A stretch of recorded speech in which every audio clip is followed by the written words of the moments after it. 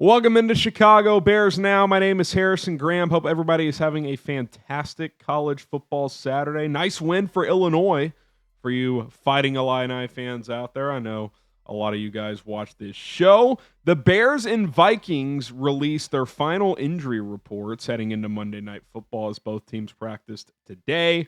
Off day tomorrow, kind of final game preps. Then, of course, the game on Monday night. So we're going to dive into the latest injury news coming up here in just a second. But before we do that, make sure you guys subscribe to the channel. We just crossed 128,000 subscribers. Round of applause to all of you. Thank you very much. We will continue to pump out content on a daily basis when it comes to this football team. And, of course, wanted to keep you guys in the loop for the latest injury news. So all new subscribers are welcome. We greatly appreciate it. It does not charge a dime. Okay.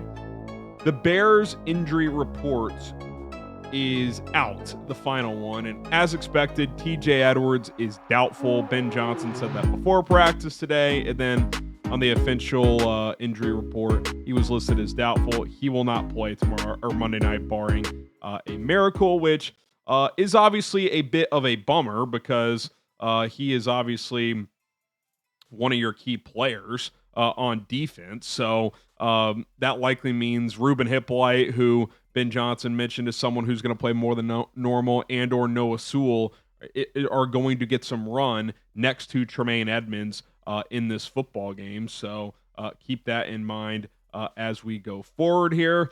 We'll see what that looks like. We'll see if that's Tremaine at middle, Ruben at weak side. Could they slide Tremaine to the weak side and go Noah Sewell at middle? I'm not sure exactly how they'll mix and match there, but that'll be up to Dennis Allen to figure out. On the questionable side of things, Jaylon Johnson is questionable. Ben Johnson said before practice today his reps have increased every single day.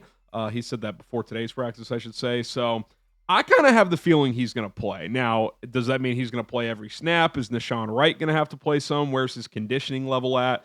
We'll see, but he is a vet who knows his body well, so I am hopeful that he is able to go out there, and it's going to be huge if he can, because Justin Jefferson is a handful to deal with, even going up against a quarterback in his first start. You would much rather have Jaylon Johnson out there, even not quite at fully 100%, than Nahshon Wright and Tyreek Stevenson having to play the whole game. Like that would not be ideal in this circumstance. So I am hopeful that Jaylon plays.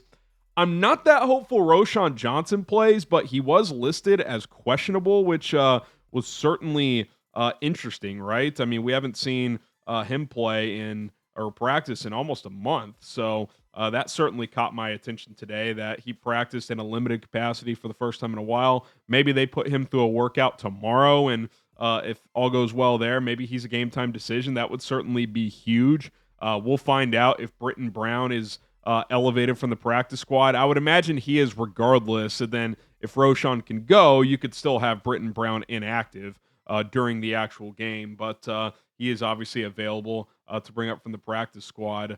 So kind of a nice development there. Even if he doesn't play, you would think that means that he's tracking toward being back for week 2 at the latest. So that's a good sign. Also on the running back discussion, Kyle Monangai was a full participant, and Ben Johnson said that they feel like they can trust him. So they like where he's at overall, not just with his health, but knowing the offense and being able to contribute. Josh Blackwell was limited. He is questionable as well, probably in that kind of game time decision role. Not as critical, obviously, but one of your better special teams players, so certainly would like to have him out there. All right, before we get to the Vikings side of things, do want to tell you guys about today's sponsor. That is PrizePicks.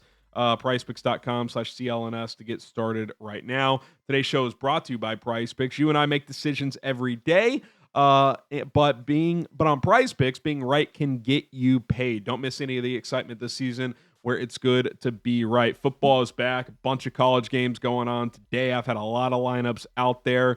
Listen, I got pretty involved with some players in that Baylor SMU game. Took some more on a lot of stat lines, and let's just say I made some dough as that game went, I think, into double overtime. So that was fun to watch. But you don't want to miss out on any of the action when it comes to Prize picks. I hope you took advantage of the more than half a passing yard for Dak Prescott. I've also liked DeAndre Swift's combined yardage rushing and receiving this week, 68.5. Last I checked, it was 70.5. I still like that number to take the more on. Pair that with something else. 2 to 6 player lineups. Certain lineups you can win up to 2,000 times your money. You could turn $10 into 20,000. That is right. PrizePicks also invented the flex play, which means you could still cash out if your lineup isn't perfect. You can double your money even if one of your picks doesn't hit. Take advantage of PrizePicks today. Download the PrizePicks app right now. Use code CLNS to get $50 in lineups once you play your first $5 lineup. That is code CLNS once you play, or to get $50 in lineups once you play your first $5 lineup. PrizePicks, it's good to be right. So that is the Bears injury report. Let's get to the Vikings now, as 2 players are out. Zavier Scott, like their 4th running back. Elijah Williams, like their last defensive end. So nothing major on that front. 2 guys that honestly could have been healthy scratches anyway on game day. So nothing to really discuss there. Harrison Smith, though, is doubtful officially, and he's been dealing with an undisclosed illness since like August 11th or 13th. I was talking to Patrick Seatman, our Vikings host. It's not really known publicly what's going on there.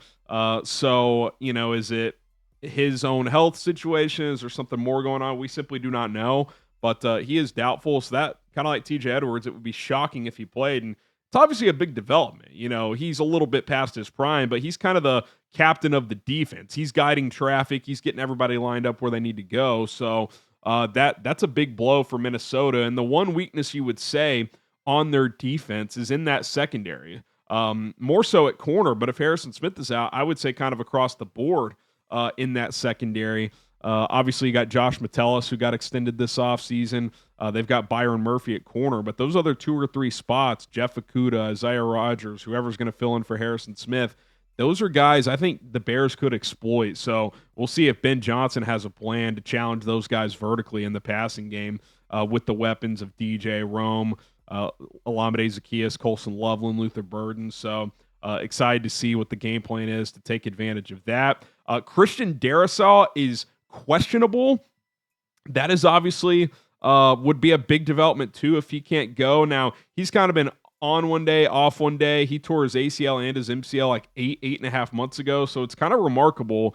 Actually, it's more like 9 now, but it's kind of remarkable that, a 320-pound guy has a chance to play in week 1, but they've been managing his workload throughout camp and throughout this game prep. So my guess is he goes, but maybe he takes a series off here and there. I'll be curious to see how they handle that. Justin School is a fairly experienced backup who would get the start or who would plug in if something were to happen during the game. But it's a big drop-off from Christian Darrisaw, one of the best young left tackles in the NFL, to Justin School, bit of a journeyman who got most of his playing time with the 49ers 3-4 years ago. So definitely going to keep an eye on that. I'd be challenging Darrisaw's movement in that knee in this game if I'm Dennis Allen. Heavier blitz packages on that side certainly would be an area you could try to make him work. So be interesting to see kind of the chess match there from the Bears defensive schematic standpoint as well when it comes to this matchup. I do want to go back to the Bears here. If TJ Edwards is out, it's going to be very interesting to kind of see that chess match, because I think the Vikings are going to want to run the football more than they have in previous years. They've been one of the highest octane passing attacks with Kirk Cousins, with Sam Darnold, but they've been like bottom 5 in rushing since KOC took over. Now, they rebuilt that interior offensive line.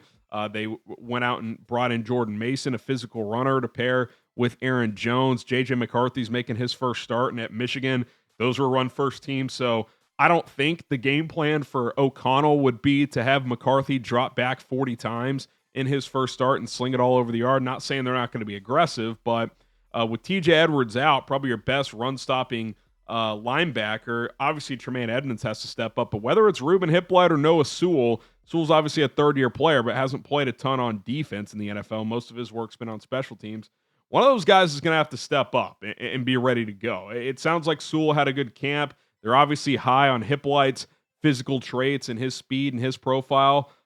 this is a big ask in game number 1 of his career. So I would expect the Vikings to challenge that potential weakness if that's an area they feel like they can exploit. Then obviously, throwing the ball to TJ Hawkinson in those intermediate areas if those guys get stuck in coverage on them. So something to watch out for, and something Dennis Allen is going to have to account for in this game. And like I said, on the flip side, with that secondary in Minnesota, if I'm Ben Johnson, obviously you want to be balanced. You want to get DeAndre Swift going, but challenging that secondary, I think you can find some big plays with Caleb Williams and these receivers and tight ends down the field with the secondary that has some relative unknowns and unproven players on the back end there. So keep an eye on that as well.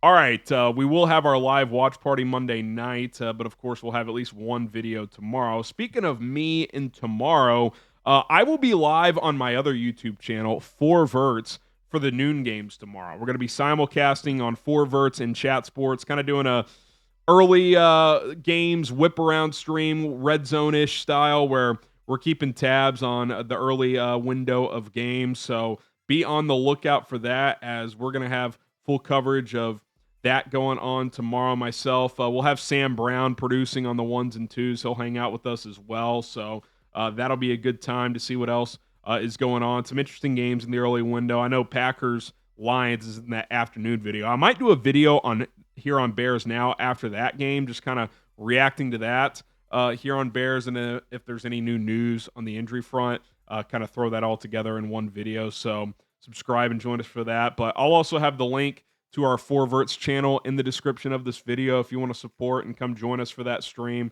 Come check that out. I'll also put a link to the actual stream in the Bears community tab. So click there when that pops up and come join us. We'll probably be live 11:30, 11:45 Central Time, getting you ready for the noon games. Then we'll react to everything going on in that window. So it's going to be a lot of fun. Week 1 is here. Nothing like it. I mean, we've had a great start to the season. Cowboys, Eagles was fantastic.